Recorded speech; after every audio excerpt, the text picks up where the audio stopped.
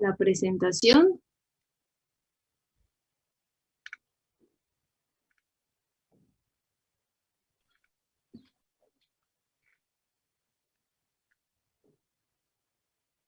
Ahí está.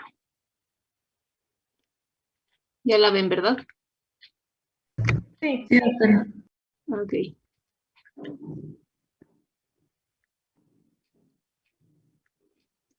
Bueno, el tema que les voy a... ¿Cuál? Sí, ya. El tema que les voy a dar es el de sinapsis. Básicamente, bueno, lo que es la sinapsis viene, bueno, la palabra sinapsis en sí viene del griego, que significa enlazar o unir. Y lo que es la sinapsis, pues es la zona donde la prolongación de ahora sí que de una neurona, se comunica con una segunda neurona, o también puede ser con una célula efectora, que puede ser ya sea una célula muscular, por ejemplo, o una glándula. Entonces, eso es lo que es la sinapsis, es esa unión entre una neurona, donde se da precisamente la unión entre una neurona y una célula efectora, como puede ser, ya sea, bueno, también puede ser una segunda neurona o una célula muscular o una glándula. Entonces, aquí, por ejemplo, en la, en la imagen tenemos lo que son son dos neuronas, en la cual vamos a tener precisamente la zona en donde se da lo que es donde está la sinapsis, ese espacio físico en donde se da el contacto entre ya sea dos neuronas, como está en la figura, o entre una célula, ya sea muscular, como vamos a ver cuando hablemos de la placa neuromuscular, o una glándula. Entonces, de esta manera vamos a tener lo que se conoce como la célula presináptica, es decir, que está antes de la sinapsis, como aquí en la imagen, y la célula postsináptica, que está después de la sinapsis.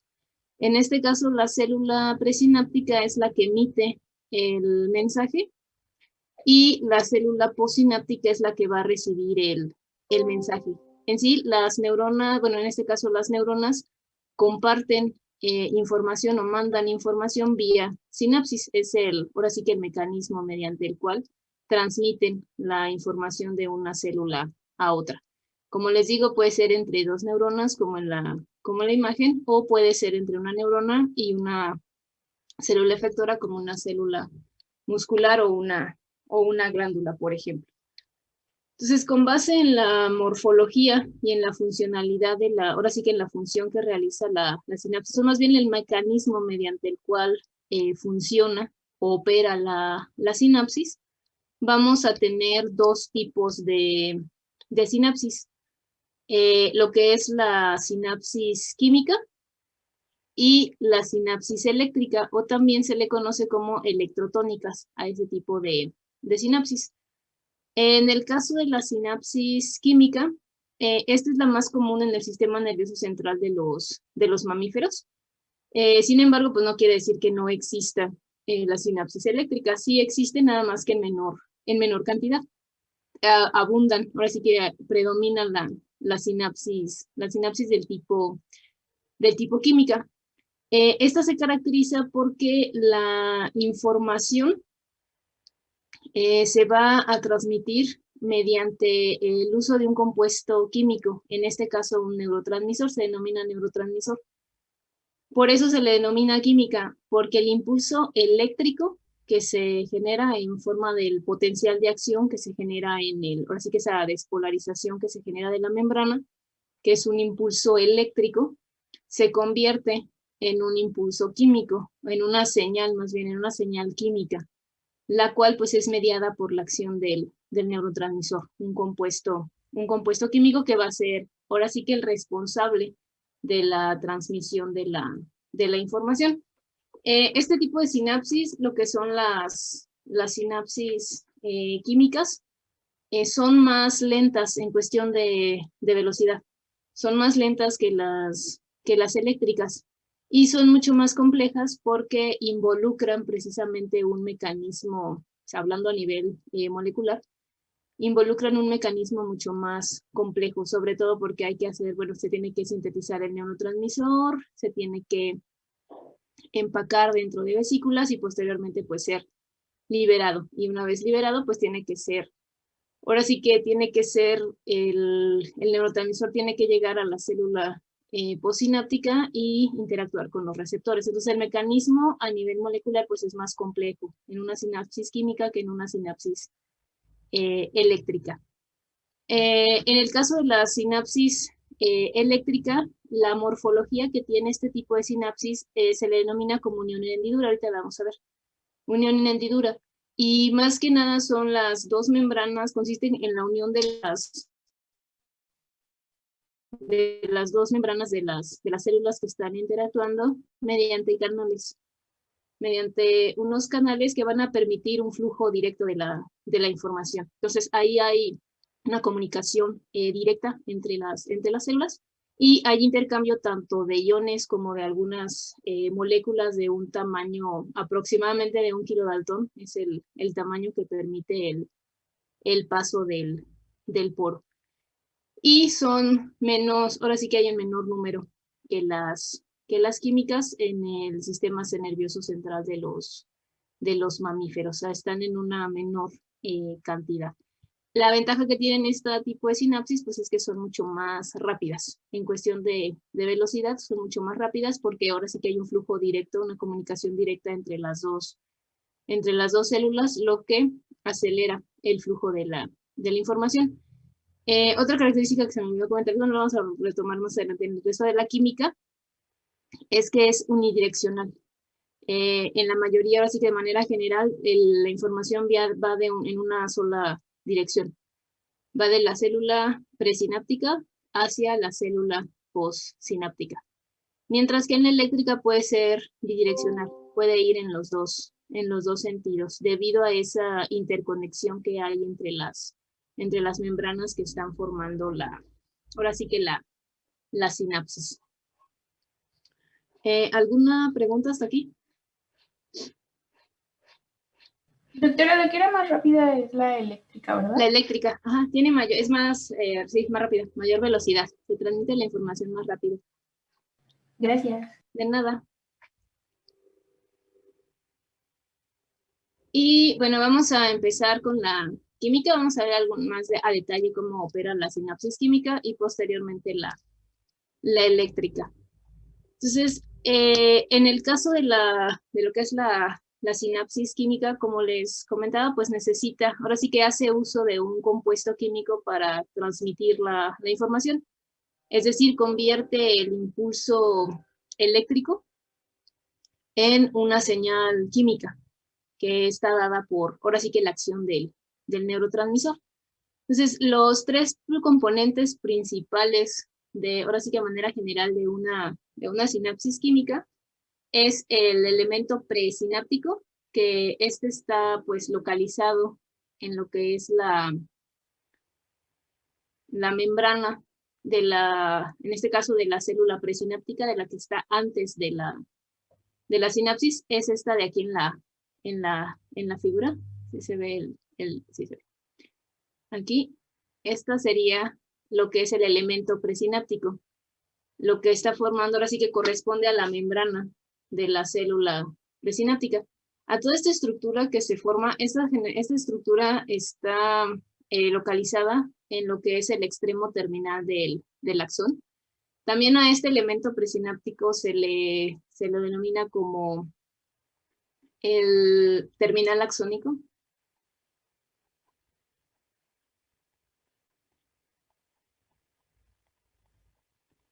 Terminal axónico. Y tiene la forma de un botón. Se le denomina también, bueno, tiene más bien la morfología o la forma de un botón axónico, toda esta estructura.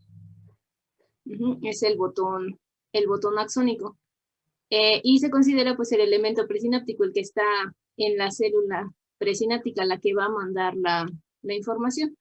Entonces, se le conoce también como terminal axónico o es la zona terminal del axón.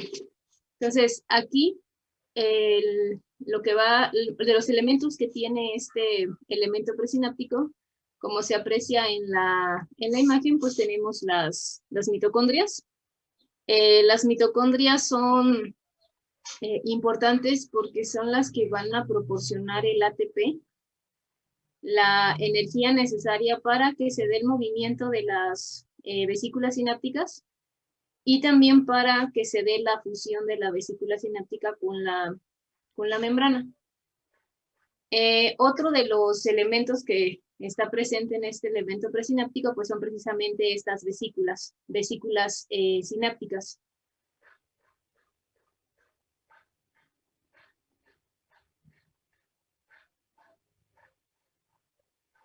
Son las vesículas sinápticas. Aproximadamente oscilan entre 40 a 60 nanómetros de diámetro, de diámetro. Las vesículas sinápticas, y la función, como se observa en la imagen, pues es la de almacenar el neurotransmisor. Aquí se almacenan en estas vesículas el neurotransmisor, contienen al neurotransmisor. Las mitocondrias, como les comento, pues proporcionan la energía necesaria para el movimiento y la fusión de las vesículas, y todo esto se encuentra en el elemento presináptico. También aquí en la imagen pueden observar un canal de calcio. Estos canales de calcio se encuentran principalmente en lo que es la célula presináptica. Los canales de calcio, les voy a poner aquí, canales de calcio. Y estos canales tienen la característica de que son sensibles al voltaje. Es decir, estos canales van a sensar ahora sí que la diferencia de potencial que existe en la membrana. Van a ser capaces, por eso son sensibles al voltaje, son capaces de sensar esos cambios en el potencial eléctrico de la membrana y abrirse cuando ahora sí que llega lo que se conoce como el potencial de acción. Una vez que llega el potencial de acción al terminal axónico o al extremo terminal del axón, estos canales de calcio van a sensar precisamente ese cambio de voltaje y se van a abrir. Entonces van a permitir la entrada de calcio al interior de la célula presináptica. Más adelante vamos a ver cómo influye el calcio, por qué es importante la entrada de calcio en esta región. Entonces, en el elemento presináptico vamos a tener las vesículas, en este caso las vesículas sinápticas.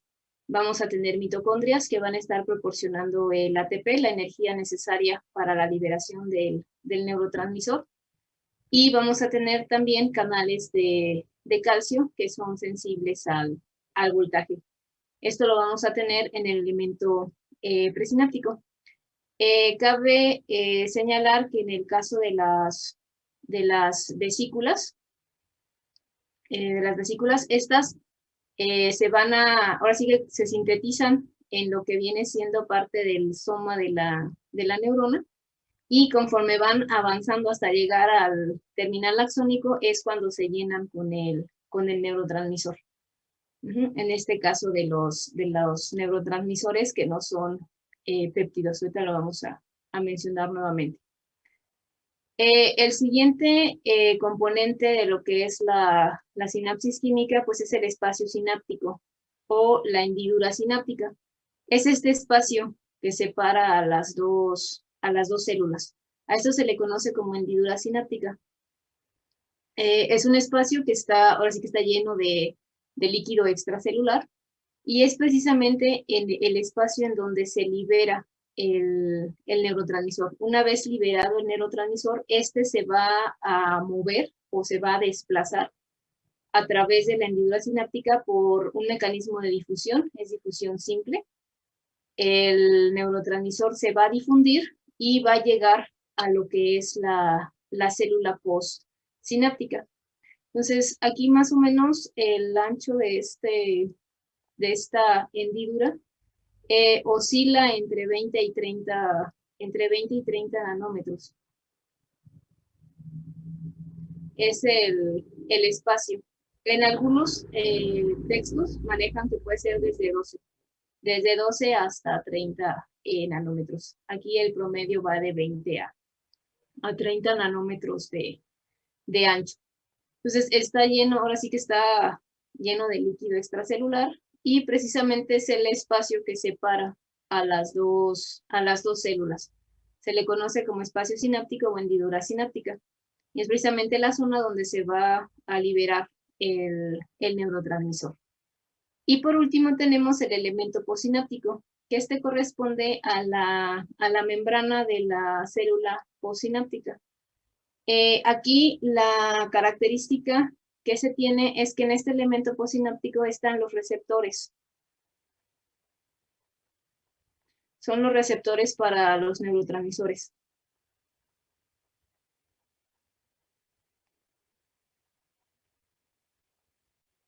Transmisores.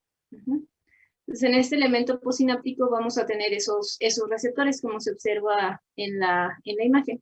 Entonces, tenemos los receptores para los neurotransmisores. Y si se fijan, en este elemento postsináptico no hay vesículas, sinápticas. Únicamente se encuentran los receptores. Y bueno, aparte todos los componentes que van a ser ahora sí que los responsables de transmitir la información hacia el interior de la célula. Entonces aquí tenemos los receptores. En la siguiente sesión vamos a ver cómo están, ahora sí que las estructuras y las características de estos receptores. Aquí tenemos, por ejemplo, receptores ionotrópicos, que son más que nada canales. El receptor en sí es un canal iónico que va a permitir la entrada de iones. También tenemos los receptores metabotrópicos, que esto es más que nada la característica que tienen es que están acoplados a un segundo mensajero. No son canales como tal, o sea, de forma directa, y están acoplados a un segundo mensajero, el cual va a ser el encargado de transmitir el mensaje. Por eso ya lo veremos en la siguiente sesión, cómo están estructurados y cómo funcionan estos receptores. Entonces, los receptores pues están precisamente en el elemento postsináptico, en lo que es la célula postsináptica. Entonces, estas son las tres componentes principales en una sinapsis química, lo que es el elemento presináptico, que está en la célula presináptica, el espacio o hendidura sináptica que separa a las dos células, y el elemento postsináptico que está en la célula postsináptica. Y una vez que el neurotransmisor llega a su receptor, pues este va a desencadenar una serie de señales, una cascada de señalización que va a dar la respuesta, va a transmitir ahora sí que la información a la otra célula. Ya sea alterando el potencial de membrana o activando cascadas bioquímicas de señalización, e inclusive a llegar hasta lo que es la regulación en la expresión de genes. Eso ya va a depender de la señal que esté enviando la célula. ¿Alguna pregunta hasta aquí?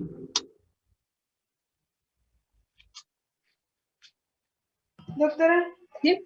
¿qué había mencionado que era lo que hacía que se abrieran los canales de calcio? La llegada del potencial de acción. Ok, gracias. De nada. Sí, el potencial de acción es un cambio que sufre de voltaje, se puede decir, el potencial es un cambio, una diferencia, que se da en la membrana. En sí, en el caso de las neuronas, en el interior, en estado de reposo, tienen carga negativa. Predomina un ambiente negativo en cuestión de cargas. Entonces, cuando llega un estímulo, lo que sucede es que en lo que es el axón, se abren canales de sodio y empiezan a entrar cargas positivas, lo que va a ocasionar que se despolarice la membrana. En lugar de tener carga negativa en el interior, se empieza a volver positiva. Entonces, ese cambio precisamente que se da de tener una carga negativa a que se esté volviendo más positivo en el interior, es lo que sensan estos canales de calcio. Este potencial se va a ir transmitiendo a lo largo de todo el axón, ese cambio en el potencial de membrana de negativo a positivo, se va a ir transmitiendo a lo largo de todo el axón, a lo largo del axón, hasta llegar a la terminal axónica, que es ahí donde se van a activar los canales de calcio. Sensan esa diferencia de voltaje, en realidad es un potencial de una diferencia de voltaje, y se abren estos canales. El potencial de acción es el que ocasiona la llegada del potencial de acción es el que ocasiona que se abran esos canales. ¿Alguna otra pregunta?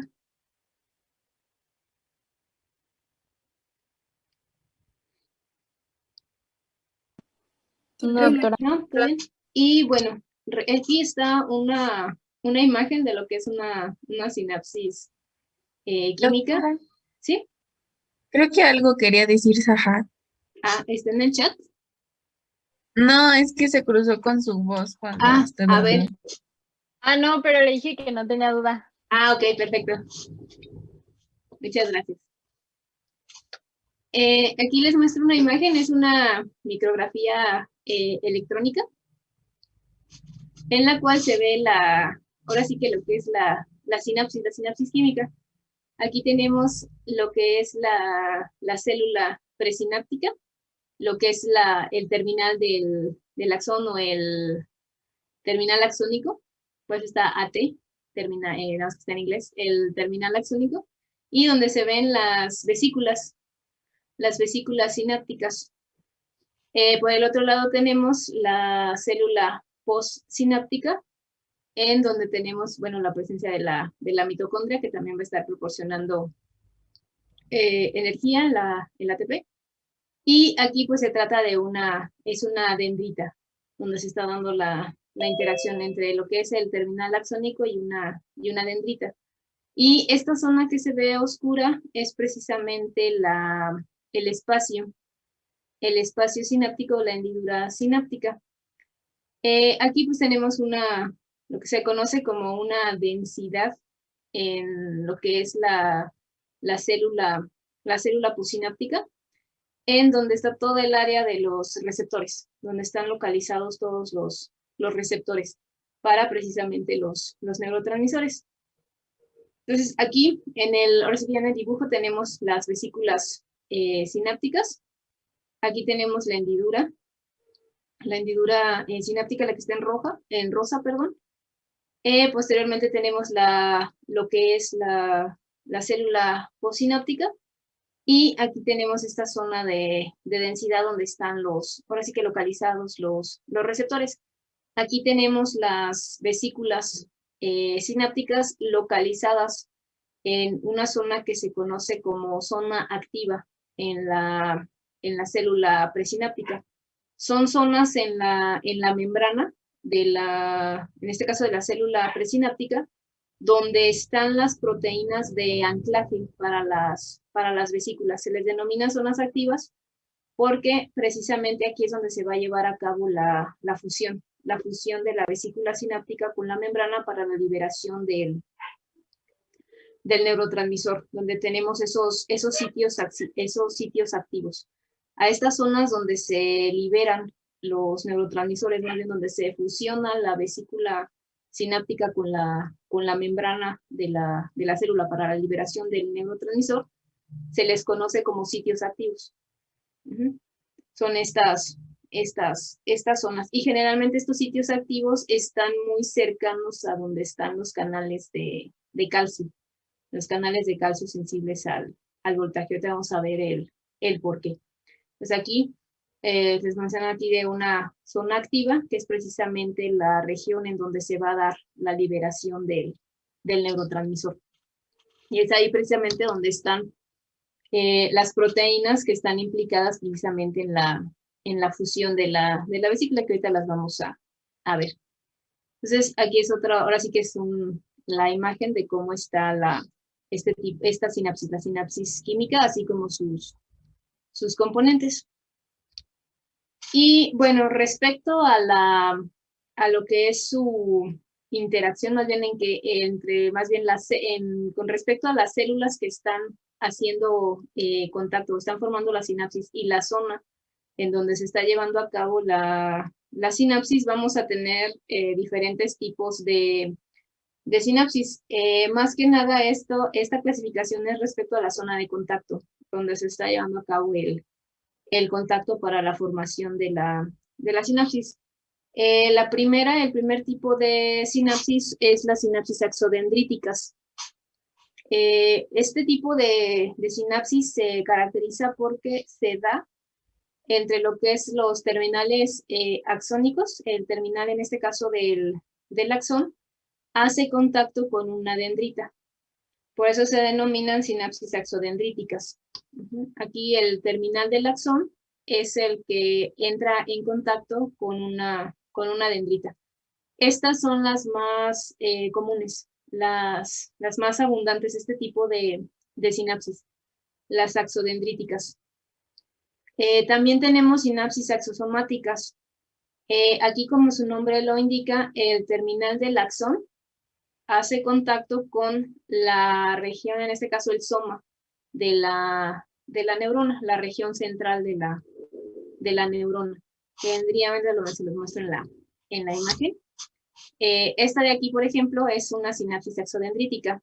Tenemos el axón, el terminal axónico de la otra célula, que en este caso sería la célula presináptica, está haciendo contacto con la dendrita, con una zona en la dendrita.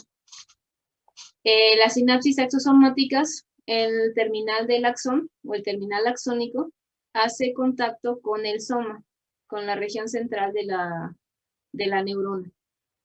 Y tenemos por último las sinapsis axoaxónicas. Estas aquí se dan entre un terminal axónico con terminales axónicos, es decir, los dos terminales axónicos, el terminal axónico de una célula hace contacto con el terminal axónico de otra. Y dentro de las sinapsis axodendríticas tenemos otro tipo de sinapsis que se denomina axoespinosas. Esta se da también con una dendrita, pero en una zona especial que es ahora sí que la espina dendrítica, que es en esta zona de aquí. Es en este caso, la espina dendrítica es más que nada como una cabeza expandida de la dendrita que está conectada al tallo de la misma por una estructura, esta de aquí se denomina cuello. Es como si fuera una cabeza que ahora sí que sobresale del tallo de la dendrita. Esta cae dentro de lo que son las sinapsis axodendríticas porque es ahora sí que la unión de un terminal axónico con una dendrita. Y esta es el último tipo que veíamos, las sinapsis axoaxónicas, en la cual es un terminal de axón con otro terminal del axón, o inclusive en una región intermedia del axón. Estos son los tipos de sinapsis con base en la zona donde se está llevando a cabo el contacto. En el caso de las sinapsis químicas. Como les digo, la mayoría de las sinapsis son de este tipo, sinapsis axodendríticas, entre el extremo terminal de un axón y las dendritas, y la dendrita de lo que viene siendo la célula posináptica. Entonces, y bueno, esta es otra clasificación de las sinapsis químicas, pero ahora con base en la morfología vista al microscopio electrónico, como al observarlas al microscopio, presentan diferente morfología, más que una morfología y tamaño. Entonces, de esta manera tenemos las sinapsis que se conocen como Gray tipo 1. Aquí la única diferencia entre estos dos tipos de sinapsis es el tamaño. El tamaño y principalmente es el tamaño.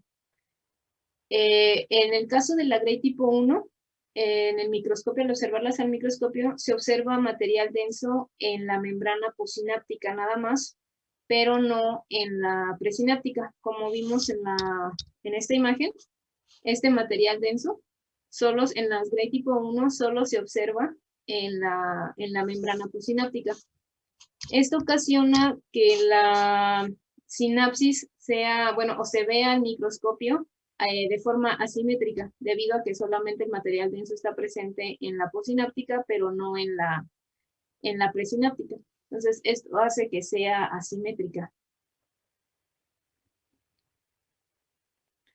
Asimétrica.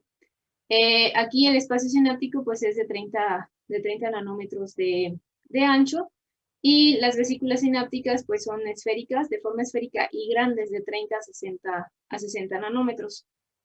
Y bueno, lo que es la región sináptica es de 1 hasta 2, en este caso micras de largo. Ya hablando de largo, la región sináptica, esta zona de aquí, esta región de aquí, es la que es de 1 a 2 micras de largo. Mientras que en la Gray tipo 2, el material denso está presente en las dos, ahora sí que en las dos membranas, tanto en la postsináptica como en la presináptica, lo que hace que la sinapsis sea asimétrica. Es decir, ese material denso se observa tanto en la membrana postsináptica y en la presináptica. Si se fijan, el espacio sináptico es más pequeño, entonces en este caso una sinapsis mucho más pequeño, el espacio sináptico, la hendidura sináptica es más angosta, de 20 nanómetros. Y otra característica es que las vesículas sinápticas son ahora sí que de forma oval, no son completamente esféricas como en las Gray tipo 1. Y la región sináptica pues es más pequeña, estamos hablando de una micra de largo. Entonces, esa es la diferencia entre los dos tipos. Y pues anteriormente se pensaba que las Gray tipo 1 eran sinapsis excitatorias.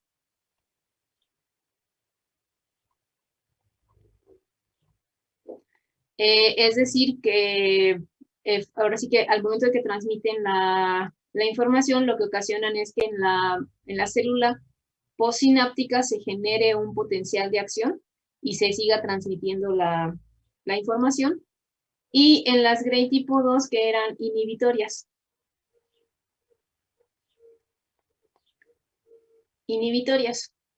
Es decir, que al momento de que la membrana presináptica liberaba el neurotransmisor, lo que sucedía en la célula postsináptica era que se detenía el flujo de la información, se inhibía el flujo, ya no se generaba un potencial de acción por efecto de la acción del neurotransmisor.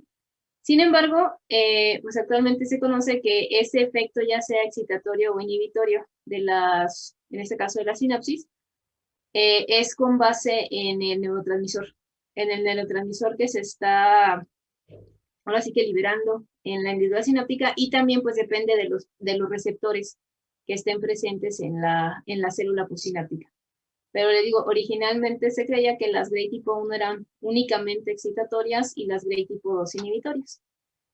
Más que nada porque están relacionadas, por ejemplo, vamos a ver cuando veamos los neurotransmisores. En el caso de la acetilcolina, que es un excitador, pues la sinapsis, precisamente donde se libera ese neurotransmisor, es de tipo excitatorio. Mientras que en las las sinapsis del ácido gamma aminobutírico, que es un inhibidor, son de tipo 2. Entonces, por eso se tenía ahora sí que se creía que las Gray tipo 1 eran exclusivamente excitatorias y las tipo 2 inhibitorias. Sin embargo, como les digo, el que sea excitatoria o inhibitoria va a depender del neurotransmisor y de los receptores, sobre todo los receptores que estén presentes en la célula postsináptica. Entonces, esta es la otra clasificación, los tipos de sinapsis, pero únicamente con base en la morfología que se ve al microscopio. ¿Alguna pregunta hasta aquí? ¿Es lo mismo que las neuronas tipo Golgi o es diferente? Ahí me parece que es diferente, porque aquí se habla de lo que es la sinapsis, el espacio en sí donde es el contacto. A diferencia de las neuronas, que ahí sí ya cambia la morfología de la célula. Ah, ok, gracias. De nada. Y bueno, a ver, antes de que... Estoy viendo, sí. Voy a reiniciar mejor la sesión porque queda un minuto. Vamos a ver cómo se da la transmisión sináptica. Esto en una sinapsis química. ¿Cómo es que se va a dar la transmisión de la información? Esto sucede en 7 pasos o 7 etapas en las cuales se va a dar la transmisión precisamente en la sinapsis química. Entonces, en el primer paso, lo que sucede es que ahora sí que las moléculas del neurotransmisor, se va a sintetizar el neurotransmisor y esta se va a empaquetar en las vesículas sinápticas. Aquí, con respecto a las vesículas sinápticas, vamos a tener lo que se conoce como vesículas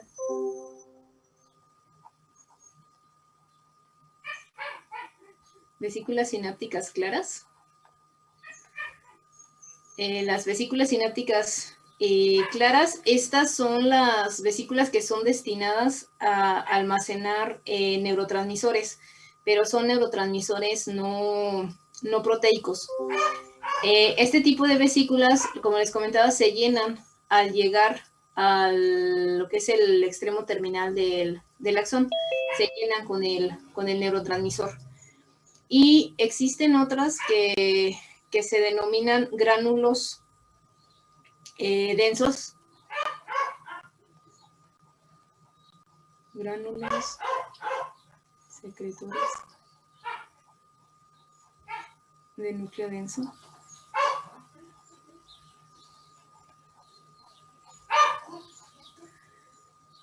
Estos gránulos secretores de núcleo denso también almacenan neurotransmisores, nada más que la característica aquí es que el neurotransmisor es de tipo proteico, es un péptido. Ahora sí, químicamente el neurotransmisor tiene esa característica que son péptidos, son pequeñas proteínas, pequeñas, ahora sí que secuencias de aminoácidos. Y la otra diferencia con respecto a las vesículas sinápticas claras es que los gránulos secretores ya van llenos. Ahora sí que el péptido, una vez que se generan, que se sintetizan, ya llevan dentro el péptido, ya se transportan llenos, se podría decir.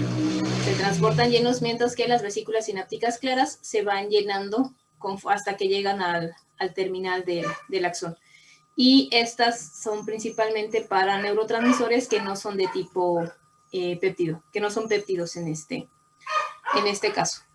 Entonces, ese es el primer paso, lo que es la síntesis del neurotransmisor y el empaquetamiento en las vesículas. Y dependiendo, pues, ahora sí que la naturaleza del neurotransmisor, ya sea que sean vesículas sinápticas claras o gránulos secretores del núcleo denso, si en el caso del neurotransmisor se trata de un péptido.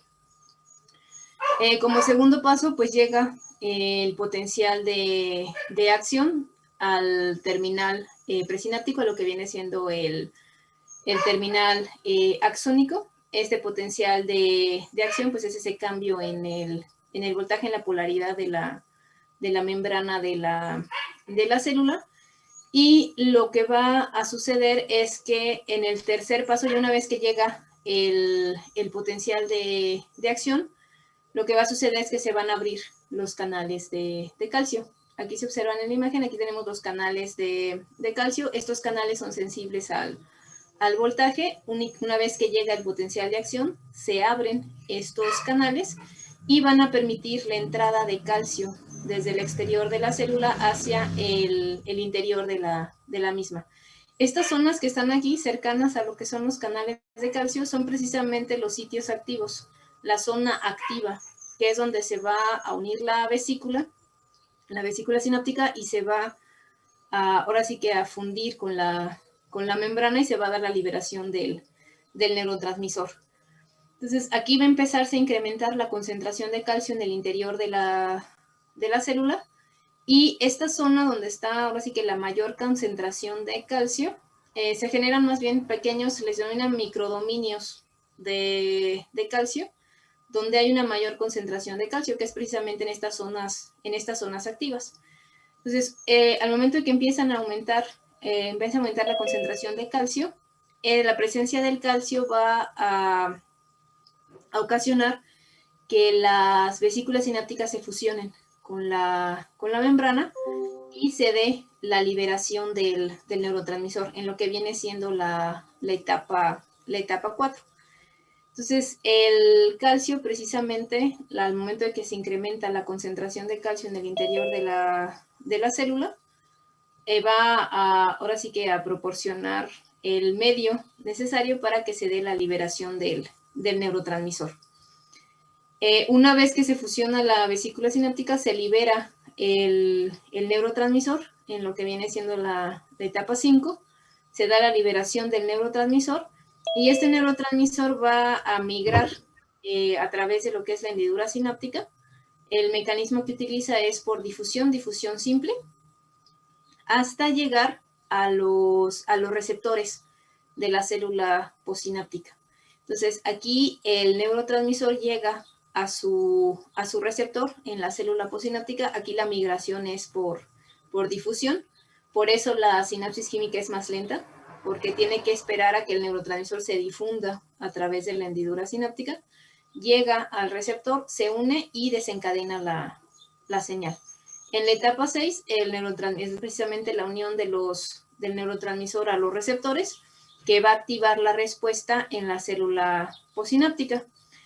Y por último, el último paso, pues es que el neurotransmisor debe ser degradado o ahora sí que ya una vez que se detiene el impulso, se detiene el estímulo, pues se debe de detener ese paso de información. Entonces, aquí para eso el neurotransmisor debe ser degradado o debe ser más que nada, ahora sí que se debe de eliminar, debe de desaparecer de lo que es la hendidura sináptica para que deje de ejercer su efecto.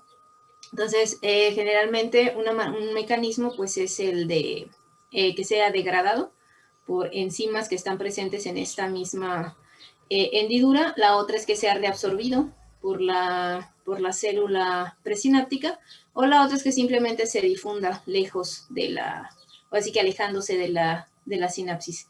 Y de esta manera pues es como se detiene la acción del neurotransmisor. Y pues eso va a depender mucho del estímulo que haya tenido la célula. Entonces, así es como se da la transmisión de la información en lo que viene siendo la sinapsis química.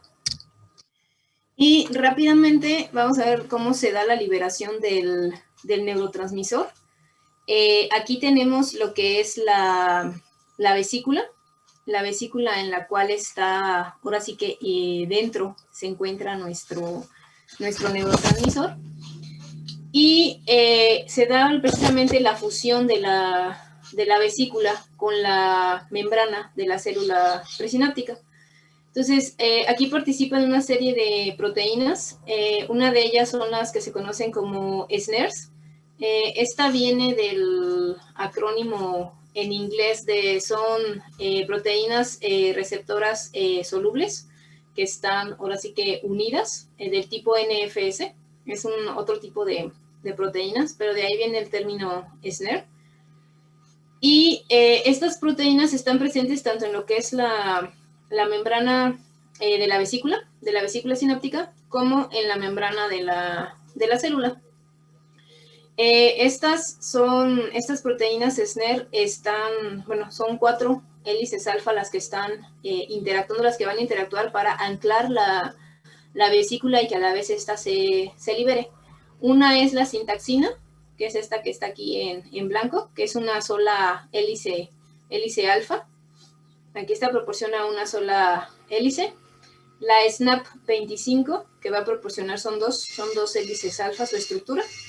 Y la sinaptobrevina o VAMP, que es esta rosa que está aquí en la figura, que también proporciona una hélice alfa. Entonces, estas tres van a formar un complejo que va a mantener anclada a la vesícula, a la célula, lo que viene siendo la membrana de la célula presináptica. Otra de las proteínas que es importante es la sinaptotagmina, que es esta que se ve aquí en clarito. La característica que tiene es que tiene una hélice alfa que está anclada a la vesícula, pero además tiene sitios de unión al calcio. Entonces, esta es la que va a censar precisamente los niveles de calcio. Esta pues es un transportador que permite la entrada del neurotransmisor para que la vesícula se llene.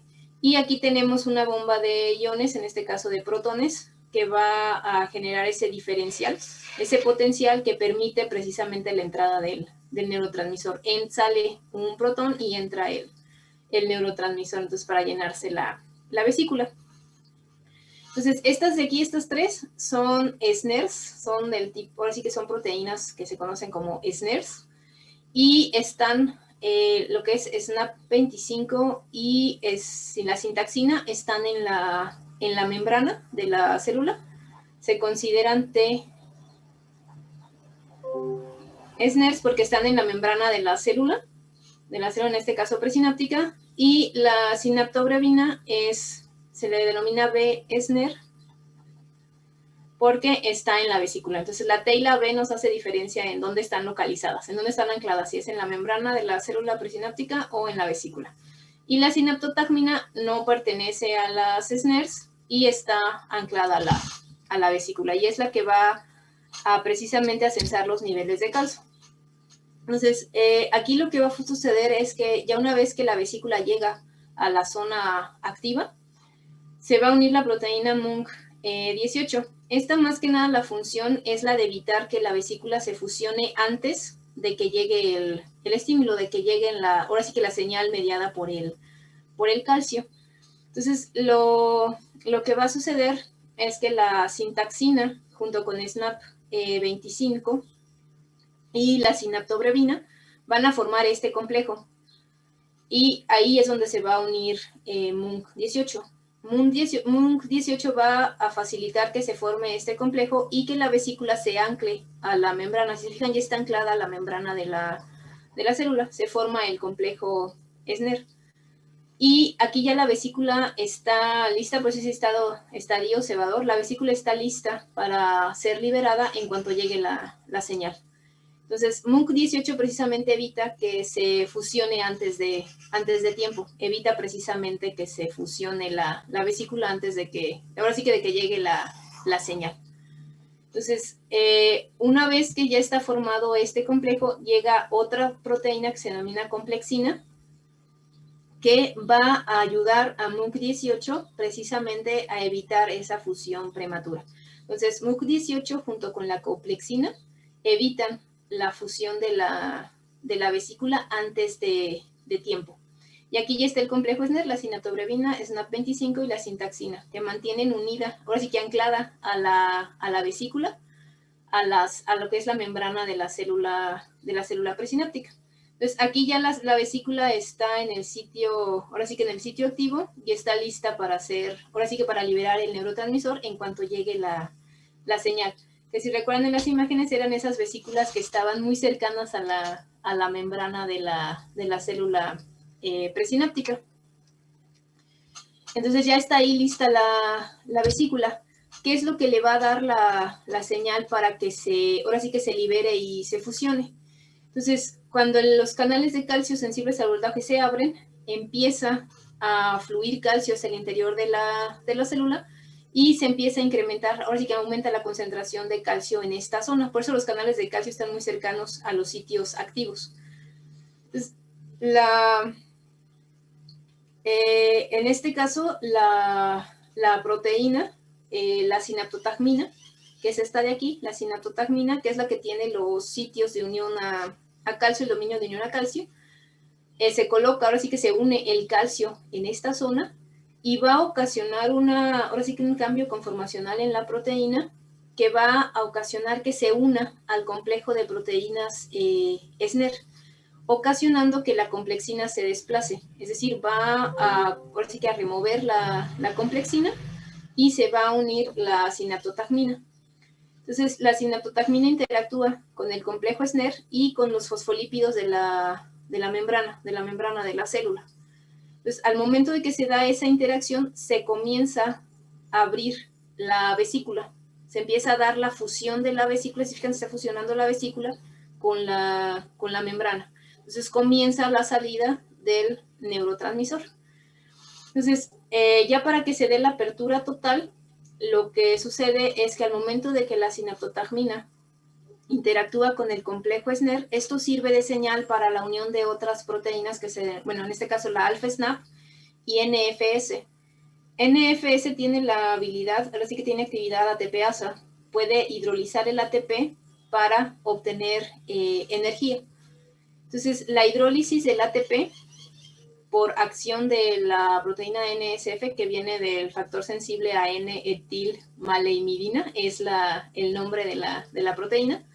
Esa energía que se libera ocasiona que todo el complejo ahora sí que se desacopla MUNC18, que era la que evitaba que la membrana se fusionara con la vesícula. Al momento que se desacopla, se da ya ahora sí que la apertura completa de la vesícula, la fusión completa de la vesícula, por acción del NFS y de la unión de alfa-SNAP. Entonces, estas se encargan de desenrollar el complejo SNER de estas proteínas, desenrollarlo y permitir que se libere la vesícula y se dé ahora sí que la función de la misma con la membrana. Entonces, esto es lo que, si se fijan, ya no hay calcio unido en la sinaptotagmina. Esto es por la acción del PCMA, que es una bomba calcio-magnesio ATPasa. Esta va a ir disminuyendo los niveles de calcio para precisamente que se dé la fusión de la vesícula. Va a disminuir los niveles en esta región. Entonces, ya una vez que se da la fusión de la vesícula con la membrana, se libera el neurotransmisor. Entonces, por eso es importante la presencia del calcio, porque interactúa con la sinaptotagmina, que es la responsable de que se dé la fusión de la vesícula con la membrana y la liberación del neurotransmisor. Y este es el mecanismo de liberación del neurotransmisor. Una vez liberado, pues migra en el espacio, la hendidura sináptica, hasta llegar a los receptores. Disculpe, doctora. ¿Puede repetir qué pasaba al entrar el calcio? Al entrar el calcio va a interactuar con los dominios de unión de la sinaptotagmina. La sinaptotagmina tiene dos dominios de unión para el calcio. Entonces, entra el calcio, interactúa con la sinaptotagmina y esa unión del calcio ocasiona un cambio conformacional en la proteína, lo que va a permitir que ésta pueda interactuar con el complejo SNER. Este de aquí es el complejo. Entonces, ya que interactúa con este complejo, también va a interactuar con los fosfolípidos de la membrana, ocasionando que se abra la vesícula, que comience la fusión de la vesícula.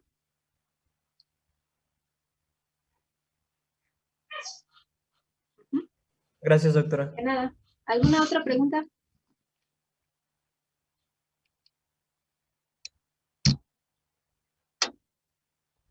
Y bueno, en el caso ya ahora sí que dependiendo de la acción que va a llevar a cabo el neurotransmisor, esto lo vamos a retomar cuando veamos lo de los neurotransmisores. Tenemos lo que es una sinapsis excitatoria, que va a ocasionar que la información se transmita a la siguiente célula, va a ocasionar una despolarización de la membrana, en este caso de la célula postsináptica, y una sinapsis inhibitoria lo que va a hacer es una hiperpolarización, va a ocasionar que se vuelva más negativo, y esto va a ocasionar que la transmisión del impulso ceda, ya no se va a generar un nuevo potencial de acción en la célula postsináptica, y por lo tanto, pues la transmisión ahora sí que del estímulo va a ceder. Entonces, así tenemos sinapsis excitatoria y sinapsis inhibitoria, pero esto va a depender del neurotransmisor, del tipo de neurotransmisor y de los receptores que vamos a tener en la célula postsináptica. ¿No tienen clase después de esta? ¿Tienen sesión después de esta?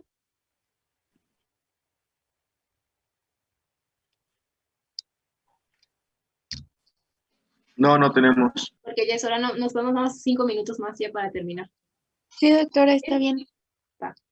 Ya nos falta la sinapsis eléctrica. Y bueno, esas son las características de una sinapsis química. En el caso de la sinapsis eléctrica, se fijan, la morfología es diferente. Igual vamos a tener una célula presináptica, la célula postsináptica. Nada más que la diferencia aquí es que estas células están unidas por unos canales. En este caso ahora sí que el nombre de esta estructura es una unión de hendidura, en la cual vamos a tener estos canales. Si se fijan, el espacio entre las dos células es muy pequeño.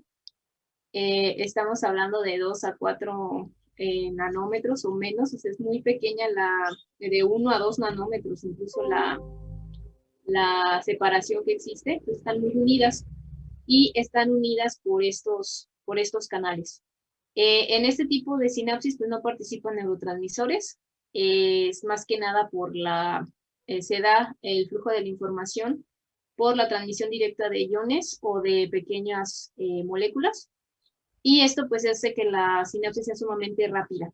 Ahora sí que no se tiene que esperar a que el neurotransmisor, por ejemplo en la química, que el neurotransmisor se difunda, llegue a los receptores, o que la vesícula migre hacia la zona activa, se libere, etc. Entonces, por eso aumenta la velocidad, son más rápidas y pueden ser bidireccionales, puede ir en ambos sentidos. Ahora sí que el flujo de la información. Y también pues utilizan poca energía metabólica, puesto que no necesitan que por ejemplo, se fusione la vesícula, que se dé la síntesis del neurotransmisor, después el empaquetamiento, la liberación y después la degradación del neurotransmisor, pues eso consume energía. Entonces aquí no, el tráfico es directo. Entonces, ahora sí que la estructura de este tipo de sinapsis se denomina unión de hendidura, es la morfología que tiene este tipo de sinapsis. Y esta hendidura, pues, está formada por canales, que van a estar conectando a las dos células. Estos canales son a base de proteínas, son canales proteicos, y son precisamente los que van a conectar a las dos células. Esta es la membrana de una de las células, y esta es la membrana de la otra. Y aquí tenemos los canales. Estos canales se denominan conexones. Estos de aquí son los conexones y están formados por 6 subunidades de una proteína que se denomina conexina, que son estos de aquí. Entonces, 1, 2, 3, 4, 5, 6. Entonces están unidos, son 6 subunidades de conexina. Por eso que dice que son hexámeros.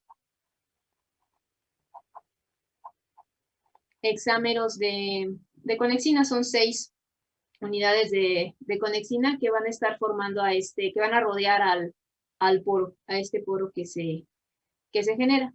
Entonces, los conexones vamos a tener 2 que van a formar en sí el poro completo, o el canal. En este caso, el canal completo está formado por 2 conexones. Uno proporcionado por una de las células y la otra célula proporciona el otro. Entonces aquí tenemos todo el canal completo formado por 2 conexones. Aquí tenemos uno y aquí estaría el otro. Este sería el otro conexón. Que forman todo el canal. Y acá en la imagen tenemos precisamente el poro que se genera, el canal que se genera formado por los 2 conexones. Aquí tenemos uno y aquí está el otro conexón, y cada conexón está formado por 6 subunidades de conexina. Aquí está cortado a la mitad, por eso no se ve todo completo, pero aquí estarían las 6 subunidades, 1, 2, 3, 4, 5, 6, que conforman cada uno de estos conexones. Esta es la estructura ahora sí que del canal, ya está en forma molecular, el modelo molecular del canal, donde tenemos las 6 unidades de conexina, 1, 2, 3, 4, 5, 6. Esta sería la región extracelular, esta región que estaría aquí, intermedia, esta zona de aquí. Y estas serían las regiones que están incluidas, ahora sí que unidas en la membrana, la región transmembranal. Y la conexina, ahora sí que existen varios tipos ahora sí que de conexina. Sin embargo, la que más abunda en lo que es las neuronas del sistema nervioso central es la conexina 36. abreviada CX36. Es la que está presente en las neuronas del sistema nervioso central y también está presente en las células beta del páncreas, formando precisamente este tipo de estructuras. Entonces, aquí en la sinapsis eléctrica, pues el flujo de iones va a ser continuo. Así que no va a atravesar los canales. Y como les digo, pues las moléculas, aproximadamente el tamaño máximo es de 1 kilodalton, lo que puede atravesar el canal. Entonces, aquí las dos células están comunicadas, si se fijan, la comunicación es directa por medio de estos canales y va a permitir el paso de iones, lo que va a ocasionar pues precisamente ese flujo, o que al momento de que se dé un cambio en el voltaje en la célula presináptica, los iones migren hacia la célula posináptica y ocasionen ahora sí que la generación de un potencial de acción. Entonces, por eso son más rápidas, porque fluye de forma directa, a diferencia de las sinapsis químicas. En este caso, las sinapsis eléctricas están principalmente donde más se observan es en el tejido, en este caso cardíaco, en las células en este caso el tejido cardíaco, porque ahí pues la comunicación tiene que ser, ahora sí que rápida, ¿no? Tiene que fluir rápidamente el impulso. Son donde principalmente se encuentran. También están en neuronas de la corteza cerebral y el tálamo.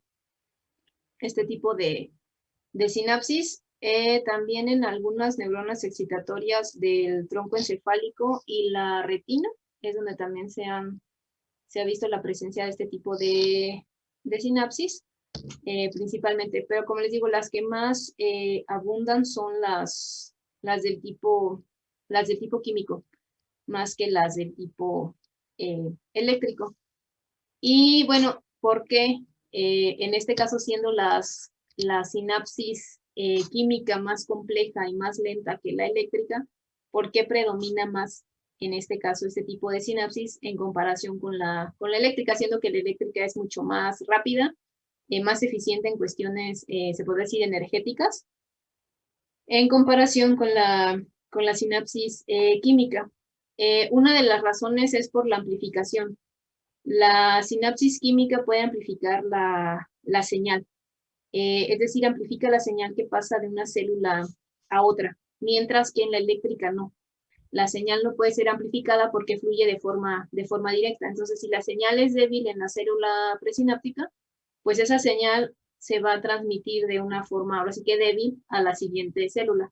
Sin embargo, en la química se puede amplificar por acción del neurotransmisor. En este caso, conforme, ahora sí que dependiendo de la concentración del neurotransmisor que sea secretado y la acción del mismo en los receptores, puede amplificarse la señal. Una vez que el neurotransmisor llega al receptor, pues va a desencadenar ahora sí que toda la cascada de señalización, amplificando la señal.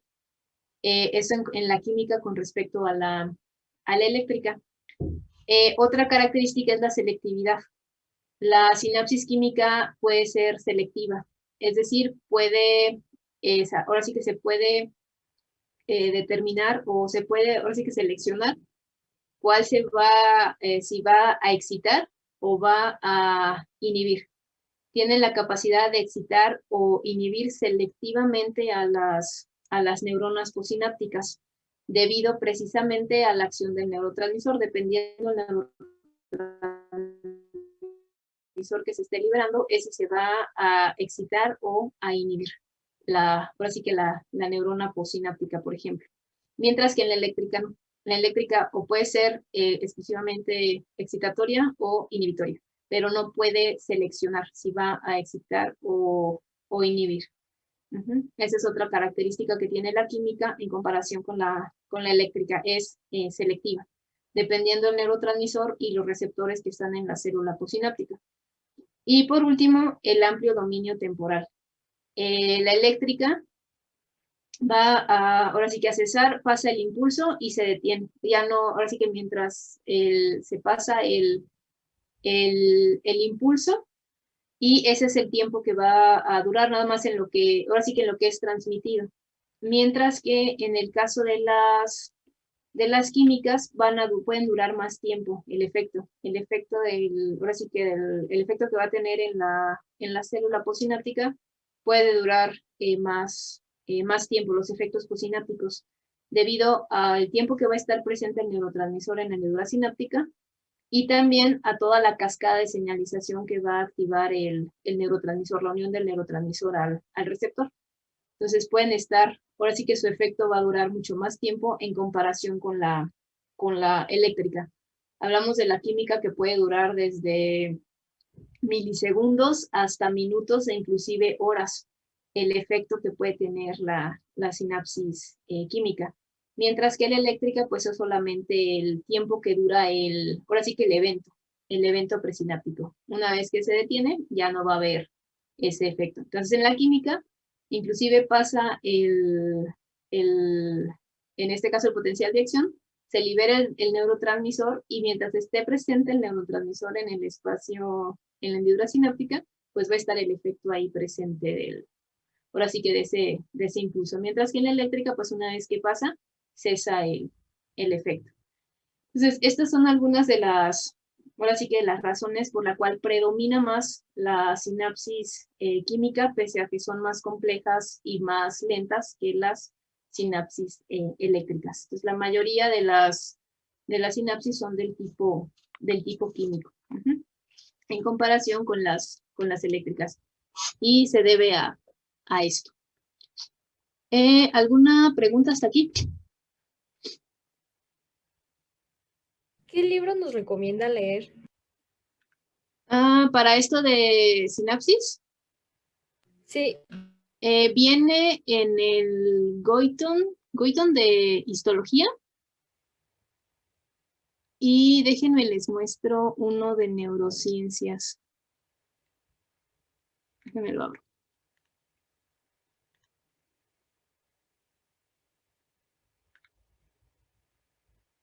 ¿Qué parte de la información?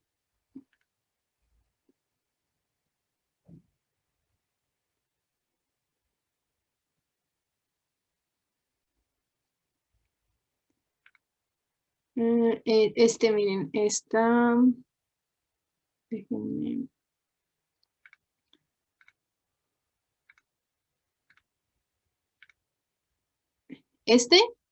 En este de aquí viene que abra aquí. El de principios de neurociencias, ahí viene la parte de la sinapsis.